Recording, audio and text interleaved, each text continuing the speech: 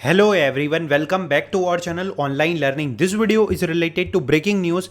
Direct test hiring, no resume shortlisting is there, and this is a software engineer opportunity. BE, BTECH, ME, MTECH, BCA, BSc, MCA, MSC is eligible for the opportunity. Subscribe to our Online Learning channel, like and share the video, apply for all hirings, and soon we will come up with the new videos that is very important for all of you.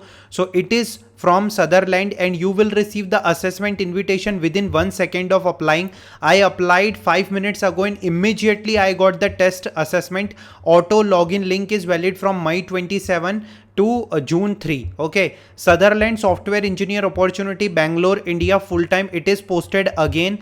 BE, BTECH, CS, BSc, BCA, MCA or other bachelor's master's degree in computing. Means you are from MSC, MCA as well. You can apply for opportunity. Good time management skills are there. And one thing, it's a totally skills based opportunity. Freshers are also eligible. Experience are also eligible. When you click on I am interested here, so they will ask your basic details, first name, experience, resume, and you have to just submit the form. And once you apply, this type of page will be open, application submitted, and you will receive the assessment invitation.